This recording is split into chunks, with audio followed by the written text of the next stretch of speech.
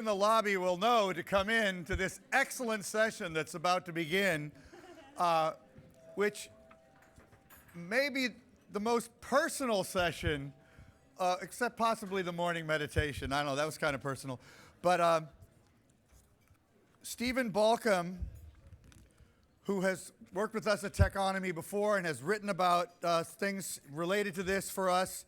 He is the CEO of the Family Online Safety Institute and an expert in how we use our devices, and did a whole thing for us about when Barbie listens to you.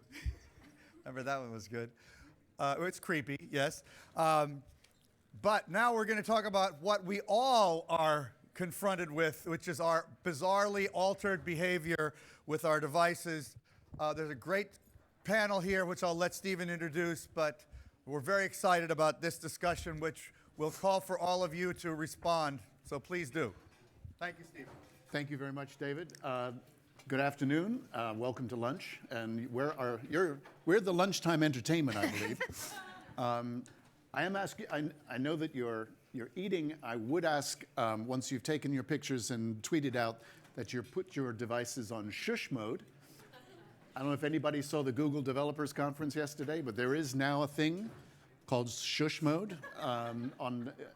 Yes, it's a technical term, I know.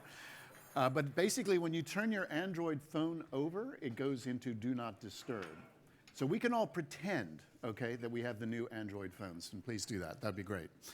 As David said, I'm the CEO of the Family Online Safety Institute. We're an international nonprofit.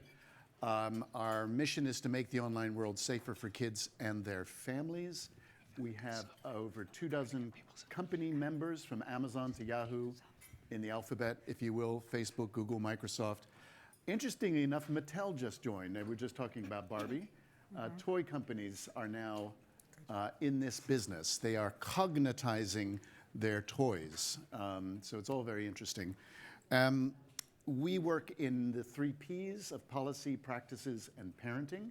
So we work on public policy. We work on the Hill, and I was at the White House, believe it or not, on Monday with the First Lady's new initiative called #BeBest. Not the most grammatical hashtag, but there we are. We also work with the industry on their best practices, try to improve their safety features, and we have something called Good Digital Parenting, which we might talk about in a bit. My preference is to not so much to introduce these wonderful people, but to ask them to introduce themselves, so you hear from them directly. Also, this panel is going to be a little different.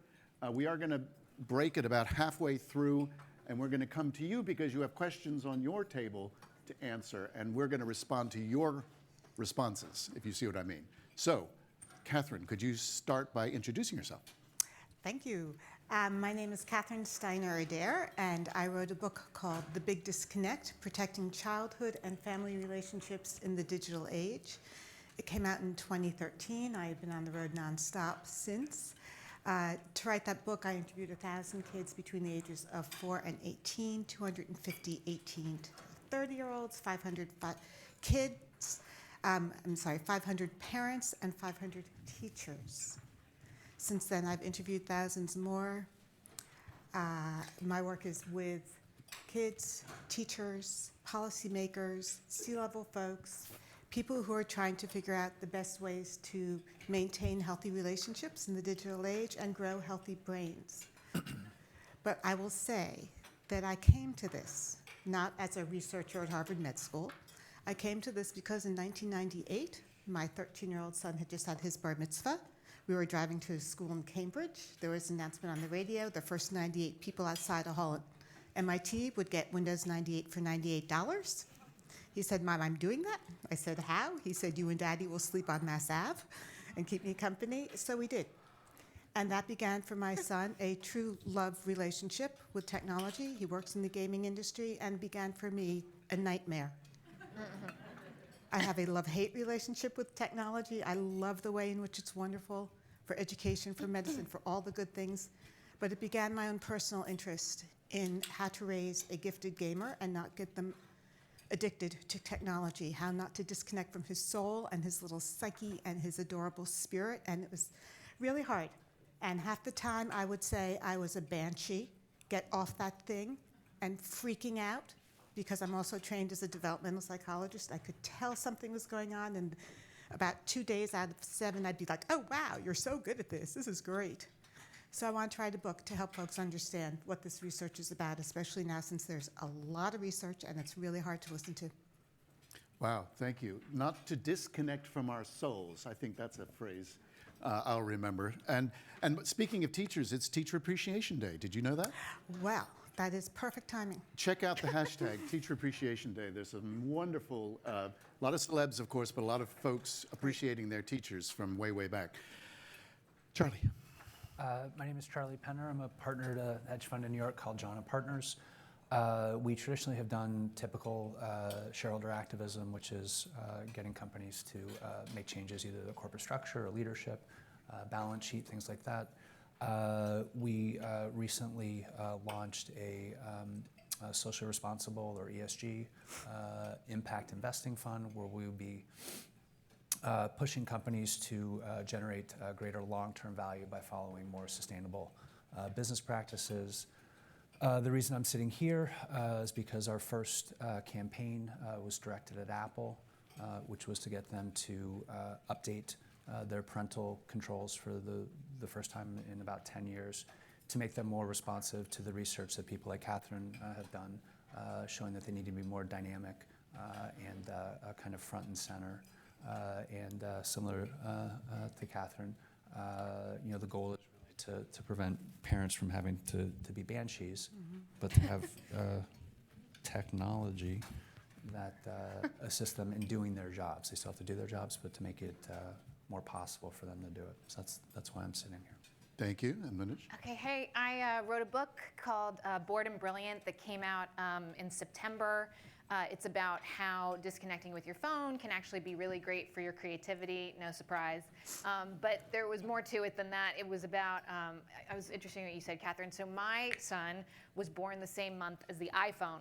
And it really chronicled my journey of realizing that the first couple years that I didn't have a smartphone, I was actually incredibly creative. And the minute I got a smartphone, it was great because I could be a working mom. I could go back to work and coordinate 7 people's calendars. But I realized that all the little moments in my day, when I used to be doing my deeper thinking, were now commandeered by my phone. So I took that sort of crazy experience, or unsettling experience, and I did, which is what the book is based on, I did an experiment with 50,000 of my listeners. I hosted a podcast called Note to Self at WNYC Studios, and we spent a week sort of rethinking how we used our phones, seeing if we could be bored more often, and then trying to quantify what the results were. And this was in 2015, and it's hard to believe it was not that long ago. But at the time, there was really not that much research on how people were changing their habits. And so it was really fascinating to me to get calls from MIT and Stanford and all kinds of other places who wanted to use the sort of results that, semi-scientific results, I should add, that we discovered working with tens of thousands of people. So we're in Sherry Turkle's book at MIT. So that sort of became my thing, which is experimenting with people. And with a podcast, you can do that. You can get, we did another one on digital privacy. Mark Rotenberg is here. He was an advisor on that. Shout out. So really getting tens of thousands of people to really dive into some of these issues that are affecting their daily lives, that they don't totally understand, that don't have names entirely either, and then rethinking how they sort of use their devices, and for the better. So I just left WNYC, so it's really weird to see my new company's name up on the slide. It's very exciting. Because of the success that we saw with our podcast at WNYC, my executive producer and I have founded a company where we're going to be making media specifically about some of the issues that we're talking here. Also a lot of other issues, like how do we save journalism, rebuild trust in media, make sure that women are more fairly represented in tech. Wow. Great. Yay, thank you. I needed that. If Started you for have hard. any existential issues, please see Manoj afterwards. Totally. She will make a podcast. We should also declare you're a father of 3? Yeah. And they're aged? 6, 4, and 2. And full disclosure, I have a 32-year-old who couldn't really give a whatever about social media. I have a 22-year-old who pretty much majored in Facebook at high school. She's graduating in 2 weeks' time from the University of Maryland, has already done a social media job last year and got paid for it. So all of that high school work actually has come to fruition. So let's have a show of hands. How many, or maybe a show of phones, how many of you would describe yourself as addicted to your phone or technology? Okay, thank you for that. And so let me start by attacking the title of our thing here, and ask the panel about the word addiction. So in this country, at least, addiction has a very defined medical and legal terminology. And in fact, according to the DSM-5, for those of you who don't know this acronym, the Diagnostic and Statistical Manual, tech addiction, phone addiction, internet addiction does not exist, at least in this country. You can be addicted to substances like heroin and cocaine and various things like that. You can actually be addicted to a behavior that is gambling, that they accept, but they don't accept that. Now, where do you stand on this? Where do you feel about the A word? What do you feel? Let's go down the line here. Well, you know, there are 7 countries that not only have identified tech addiction, but have developed very thoughtful public campaigns. China has over 300 therapeutic programs for children who are addicted to technology between the ages of 4 and 18. France just eliminated smartphones from schools for children 15 and under because they are really paying attention to the research that even if your phone is on shush, just having a phone on your desk will undermine learning. So I guess my question about addiction is who benefits in America from us not labeling it an addiction? If it's not labeled an addiction, you can't get therapy. If it's not labeled an addiction, then teachers aren't as prepared and well-trained about how not to keep kids mindlessly on screens all day. And if it's not labeled an addiction, we don't have to pay as much attention to the real fallout of the fact that by high school, most kids are majoring in Facebook. They're texting nonstop during the day, getting dopamine hits all day. So I would say in my own private practice, I have seen people who meet the criteria for addiction. I've seen kids, I've seen grown-ups, I've seen wonderful families really struggling because, you know, some folks like you, they are C-level, they are working really hard, they are working foreign markets. How do you stay connected to yourself? How do you stay connected to your family? I think tech addiction is real. I think also it's very important to have differentiated language. We talk about alcohol dependency. How many of you take your phone into the bathroom with you?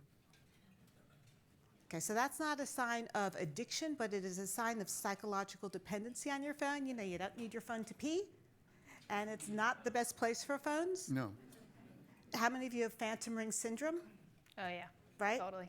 So, you know, one of the things about this is these devices are such powerful neurological stimulants to our brains.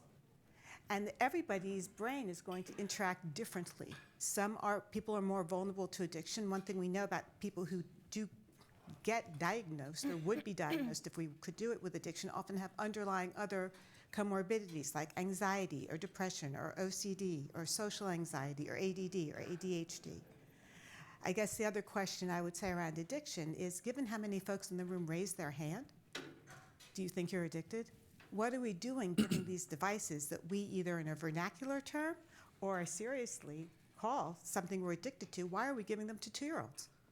Right? Charlie, jump in on this one. So this is just an idiot's opinion. I don't have the training that Catherine does, but I would tend to agree just based on what I have learned since doing this. You know, if you look at the things that qualify, and I also agree that things maybe one day will be regulated by the government or covered by the DSM, but that's not kind of a current take on things. They tend to be trailing. But, you know, for the kind of criteria for addiction, you know, does it meet a psychological need? Yeah. Can you want it without liking it? Yes. Well, no, it's true. I mean, the want center of your brain, the like center of your brain are different. Your like is very fickle, your want is very fixed. Quite frankly, the people who invented a lot of this stuff think it was designed to be addictive. The person who invented the like button, the person who invented the pull to refresh feature, which you don't need to do. Your phone can refresh without doing that, but it gives you the kind of variable reward. So I think that's probably yes. I think the bigger issue is it doesn't, I think, matter that much. The things that we identified in our letter, which to be clear, we did not blame Apple for. I think the smartphone is a conduit for a lot of things, which even Tim Cook has said he thinks are not healthy. But and I think they are a very responsible company, and we'll work to address it. But the things we complained about in terms of increased feelings of loneliness or depression or suicide risk factors or sleep deprivation, things that Catherine has really spent her career helping people with. It doesn't really matter if you're technically addicted or not. They're standalone kind of bad things. I think the second reason it doesn't matter is I think it puts too much emphasis on the individual. I'm not addicted to Facebook. I've never used Facebook, but I feel like it's negatively impacted my life. And I guess the other thing I'd say is, when you start just phrasing it as addiction, and then you're lumping it with the category of things like hard drugs or things like that, where moderation is very difficult. I agree moderation is difficult now, but I do think, and this was kind of the thesis of our campaign, was there are tools that can be created to help with moderation. If you're checking Facebook a few times a day and making plans with friends and doing whatever it is people do on Facebook, probably not a problem. If you're checking, if you're on it 6-7 hours a day and it's the source of all your news, probably is. So to me, it's an important question, but in some ways I think it's kind of become a canard and in some ways a distraction. It's kind of like, I don't know if Trump was on the phone with Putin or not, but I've seen enough to know there's an issue. I think it's the same type of thing. There's definitely an issue. Manoush? Well, as a journalist, I have to be extremely careful about what words I use. I was the person who went on NPR to talk about when your company was pushing against Apple sent the letter, so I have to get it right.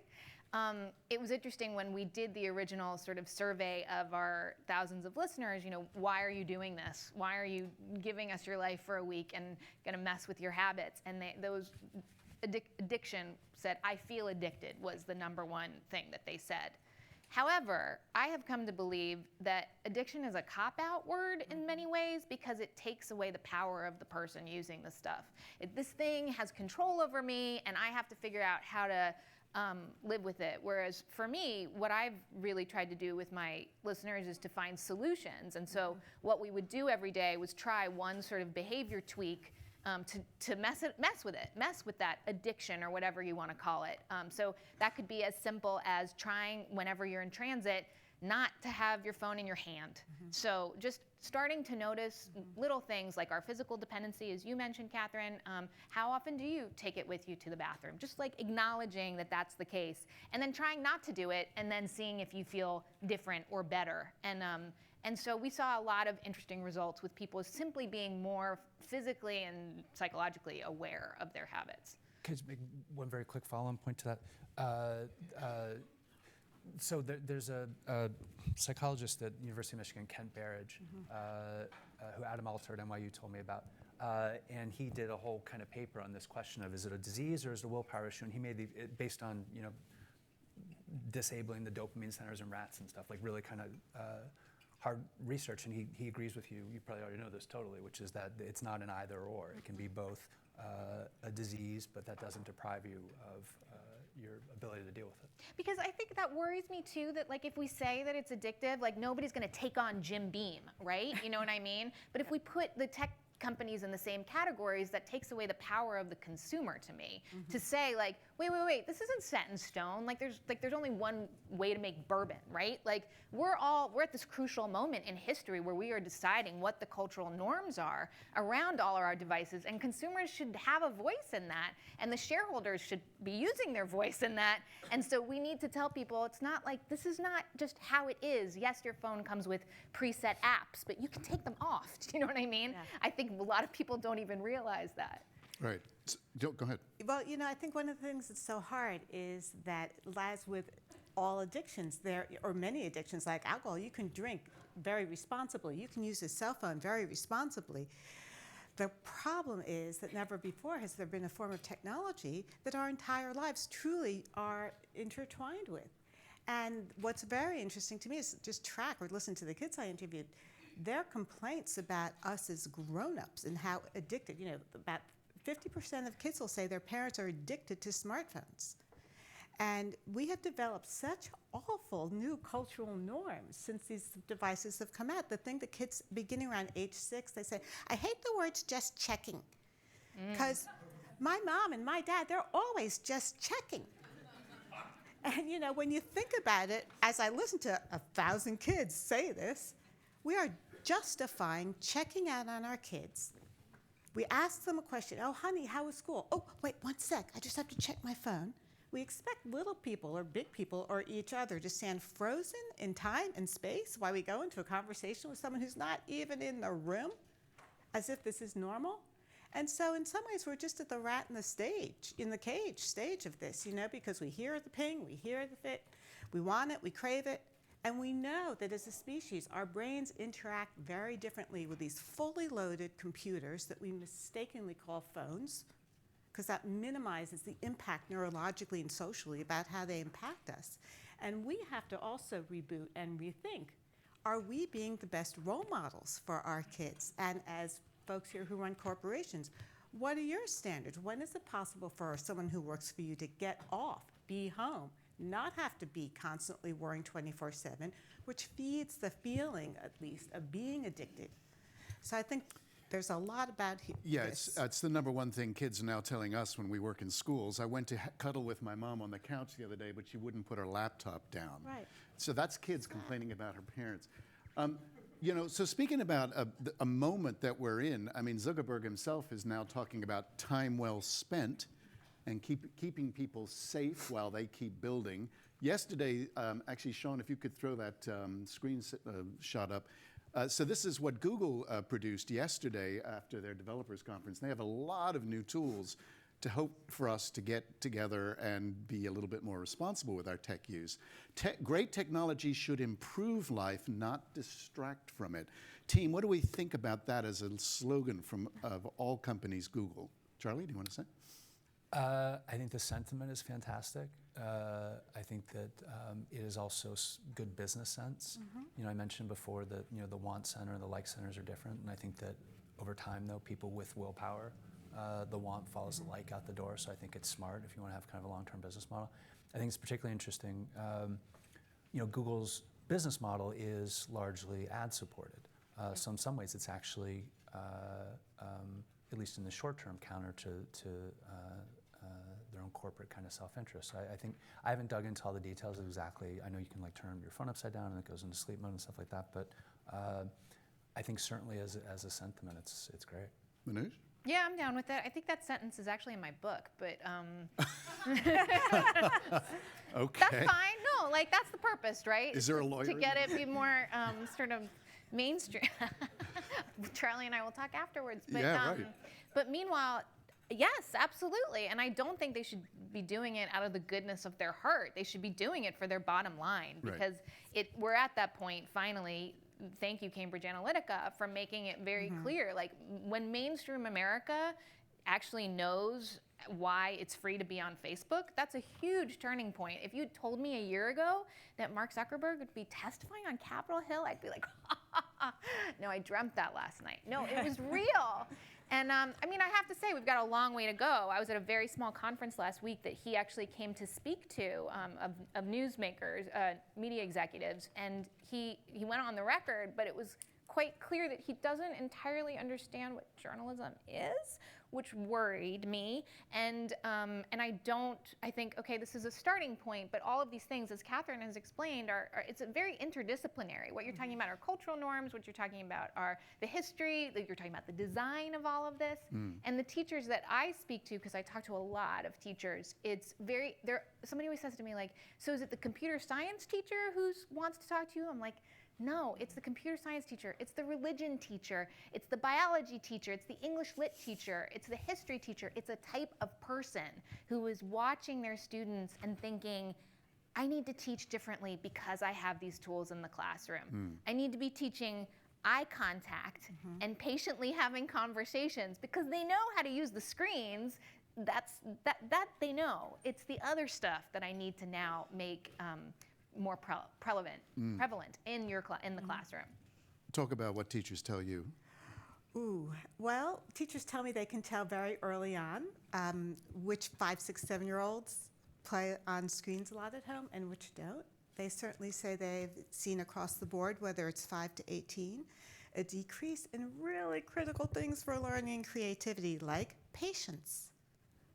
Because you can't just hit reboot, restart, when you have to learn and do deep thinking. The ability for singular attention, which is so important for innovation, gone. Multitasking, texting, on 3 screens doing homework. The ability to play well with others. The ability to calm oneself down, self-regulation. You know, learning is slow, it's hard, it's frustrating, and you hand a 4-year-old, a 2-year-old, a 6-year-old, you know, Candy Crush to play with when they're frustrated, which now we see over and over everywhere. And we are giving kids stimulants instead of teaching them to calm down. I know this is boring, honey. I know it's a long line. Let's play I Spy with my little eye.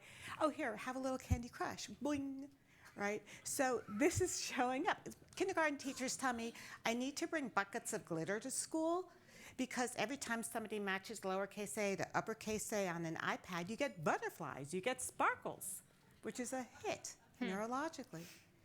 So, you know, I think that in a lot of the schools I'm working in, which tend to be private schools because they have freedom to address some of this stuff. I'm in some good public schools, but it's really about rethinking the core.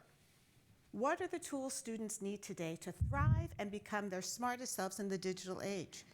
And I think there's a whole new core curriculum that needs to be in there. Totally agree with you. Empathy, Absolutely.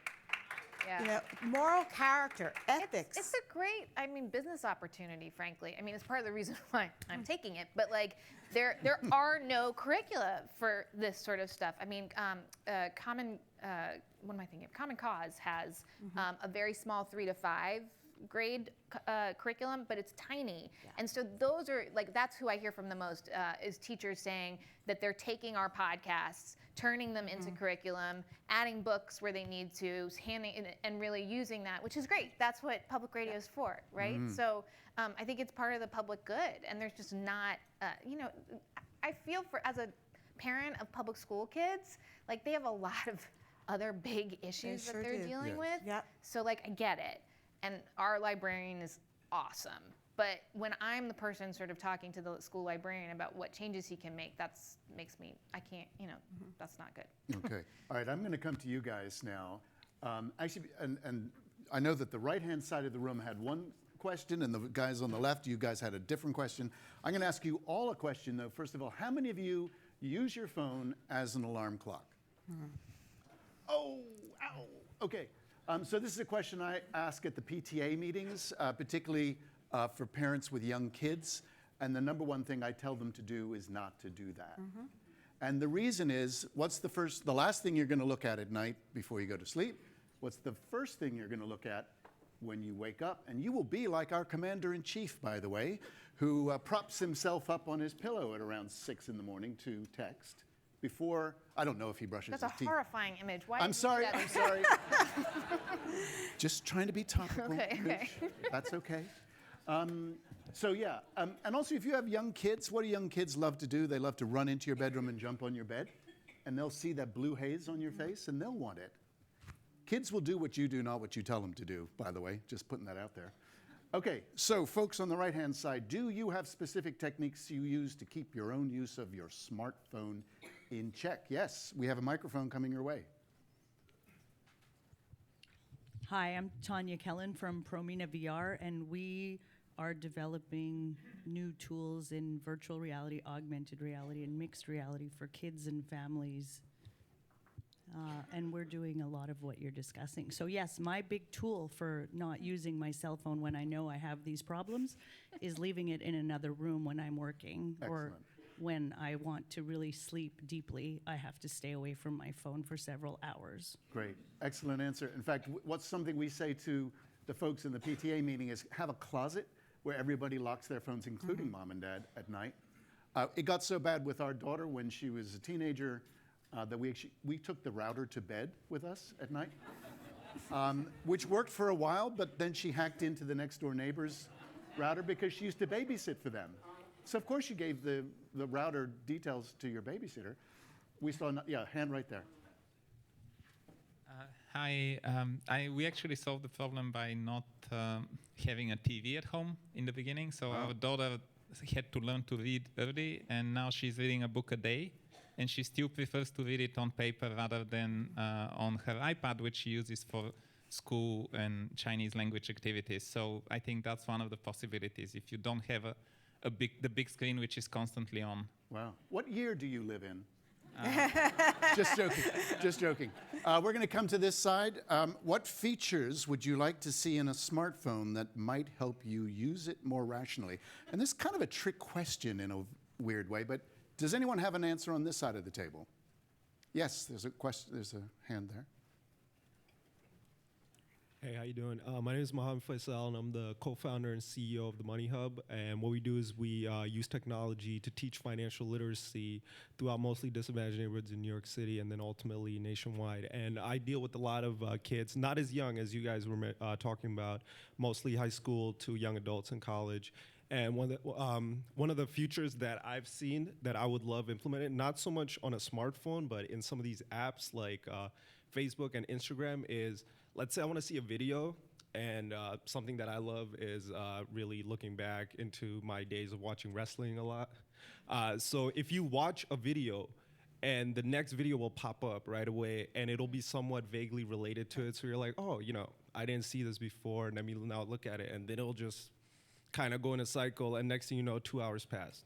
So check out what Google announced yesterday, and there will be little reminders or nudges, or even shut it down instead of YouTube just keeping going until you fall asleep. They're going to get rid of autoplay? No, but they are going to be giving you little nudges and reminders, and if you set it to stop, then it will stop. Anybody else on this side of the room? Yes, there's a hand there. Michael Hall with WTO Group. I would just love to know what my usage is. I would like to see how much time is my screen on, and what apps am I on, and just total volume. So we partnered with a lovely software developer in Pittsburgh who works at Carnegie Mellon, but who, because he and his wife, they were newly married and they couldn't get through dinner without checking their phones. So he built her a love app called Moment.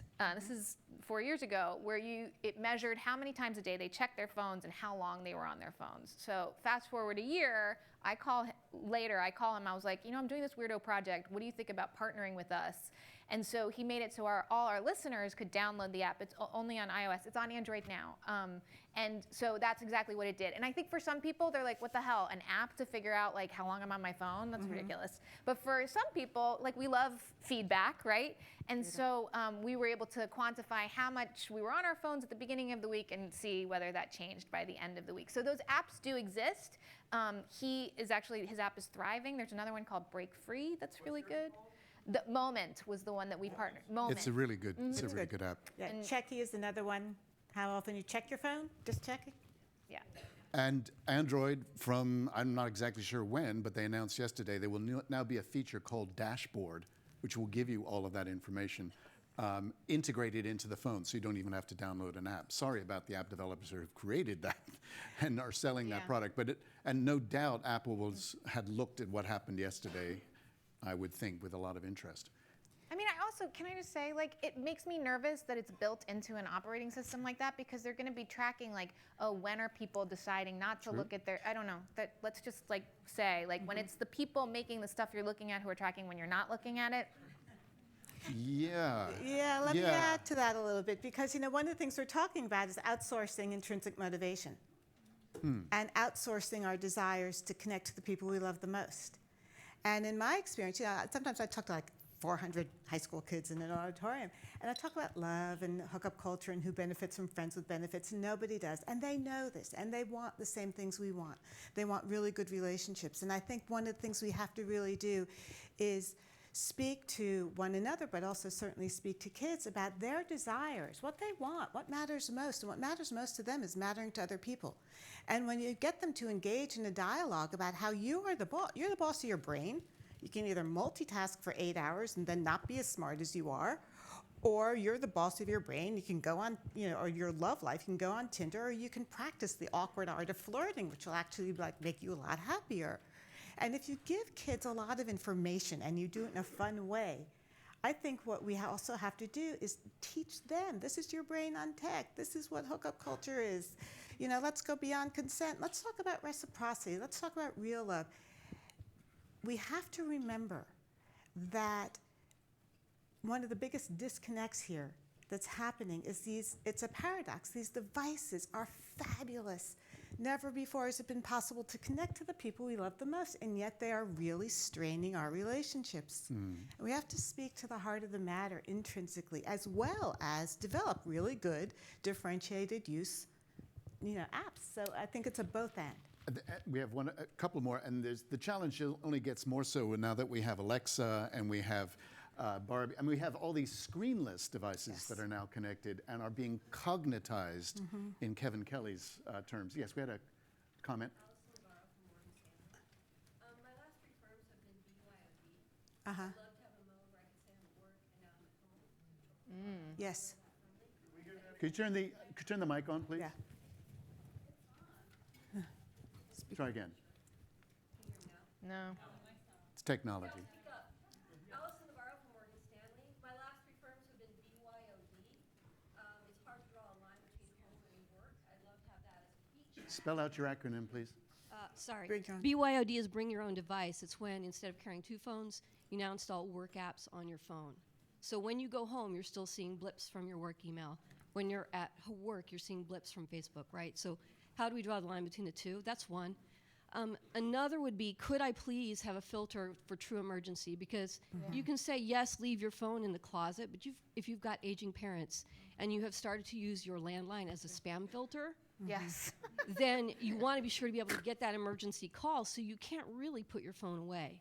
So those are 2 things I'd like to see. True like family-only filters that are some kind of setting, and then work versus So home. there is a set, depending on what kind of phone you. Hi, Allison. There is a setting where you can have only certain calls come through, but obviously more people should know about that. If you're like, I know you and you're very well informed, so that's interesting that you don't know about that. And I would also say there are corporations, that BCG did do an experiment, and that they have continued to do, where they had prescripted time off for people, where they were one member of a team for 1 day a week was asked to be completely off their device because they were having a retention problem. And actually it made a huge difference. So that's an interesting case study to look at. Okay, I just wanted to gather, there was another hand up. Yes, please. Microphone's on its way. Okay. I really appreciated your point that if we really start to understand, what is it that we as humans intrinsically want, and then work out how do we use our phones to achieve that. Because I think there's so many false myths around how phone usage is going to help us achieve all these wonderful things, and yet that's actually not working. So I run a coding school in South Africa, and right now, this will happen this Saturday again, my girls are busy working on it. These are high school girls. They're busy working on a project to build a productivity app. And so we said, well, you're all high-achieving young women. Productivity is one of your number one, goals in life. You want to be high-achieving. And so we're not going to have another workshop on how do you use Facebook to brand yourself better. We are going to help you build an app. We're going to teach you how to code a quiz that judges your productivity. They're busy working on what questions they want to include in that. And then they're busy thinking about functionality that they can build to start self-correcting certain habits that they themselves are identifying. Beautiful. And I think that kind of conversation, so firstly, including them in building technology that can change their lives, but then also just changing the narrative around that standard phone use being engaged on Twitter, Instagram, and Facebook day in and day out is simply not productive. Sleeping really well and being able to build a sleep tracker and a sleep reminder, that's probably more important for a teenager. So I think including young people and speaking to that core motivation of being a productive human and not just fantastic on Instagram will help change perceptions. As the father of an Instagram star, I absolutely. She was told that walking across the campus of University of Maryland. It scared the hell out of me. Any quick reactions to that? Well, I find that just so helpful. I mean, in my experience too, when you give kids research, when you get them to get a little meta to what they're doing, how many hours they're wasting on Snap, and give them the tools. And what a great way to teach girls to code, so that they own their own lives more and they feel more in control, and they're having the quality of really meaningful connections and really productive use of tech. That's a beautiful, beautiful story. I just want to say, cool, great. Right. One last comment or question? Anyone got a burning? Yes. We got a. Hold on. Wait for the Robin. Wait. Robin Raskin, and I think I've been working in this. Robin Raskin, I'm working in this as long as Stephen. This morning I wrote a story called Digital Diet Mania, which there are a lot of tech products being announced now. Verizon Smart Family, Griffin has a router where you can actually, it'll give you an emotional profile, behavioral statistics about your kid based on where they surf. Like they really like horses, or they really like snot, things you didn't know about them. And historically, no parents have actually spent too much money on keeping their kids safe, whether it was the X-chip, whether it was the V-chip in TVs, or whether it was cyber patrolling software that you could buy to monitor where your kids went on the internet. And there's another new one for adults and kids called Zendesk, and it will actually send you motivational messages. My watch, which is a Garmin, tells me to move every 20 minutes. I actually find it really useful. I actually do get up and move, so you could probably go tell me jump off the Brooklyn Bridge next week, and I would listen to it also. So the question is... Yes, what's the question? As technology, will people buy technology to help them manage their technology? It hasn't been a great track record so far. Okay. And if they do, can technology really make you even crazy? Yeah, can that management technology make you crazier? Because I got to go move now. Just stay and listen to the answer. What do you think? Well, yeah, I mean, we're kind of betting that they will. But I think, and I'd say two things. One, I think that sentiments have shifted even just over the last year. And I don't think it was just Facebook. I think it was a lot of things. And you mentioned, Catherine mentioned some of the research around how not just parents are feeling, but how kids are feeling about technology. But at least, again, our thesis is that it's got to be technology or technological changes that empower you to kind of implement your own belief systems over the technology. So some parents may want to hand their kids a phone and a pack of cigarettes and say, go at it. And some, I think most parents will want to be able to develop new norms around how kids use their phones so that they're more kind of engaged and productive and deliberative and informed. But that's our best guess. Manoush, can tech save us from tech? Well, we did an episode specifically looking at how people respond to tracking their calories and miles.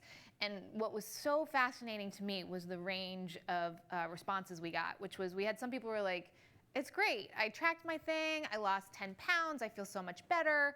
And then on the other end of the spectrum, you had a guy who was like, I developed an eating disorder. I can't eat anything without measuring it and knowing exactly how many calories it has. It rules my life. I don't know what's happening. And so I think one of the benefits that we now have so much personalized technology. My phone looks just right for me and yours looks just right for you, right? And it's the same thing with all of this technology. Some of it is right for some people and others aren't right for other things. So and this was a couple years ago, but one of the things that I was talking to a technologist about was like, so maybe for people who are a little more compulsive, maybe they don't have a scale. Maybe that says a number. Maybe it shows a color and it shows green when you're in a certain range, because for some people they get a little nutso when it's like even just a pound or so off. And so this idea of not depending on the technology to make us feel better, because we only know when we feel better. And that's my big thing is like, if you have to rely on the technology, it means that you're also relying on the technology for feedback as to how you are doing or feeling when you don't even know how you're doing or feeling. Right. So it's a combo thing. Okay, and a tweet length response to that? Let's not let any new app delete old truths, which is that as a species, we thrive when we have really good, meaningful relationships to the people we love the most. Oh, wow. Don't think I can improve on that. Round of applause. As a final thought, we have something called the 7 Steps to Good Digital Parenting, which kind of sounds like a step program, doesn't it? Only one of them involves technology. The last one, the most important, is be a good digital role model yourself, which is the most challenging for parents, I think.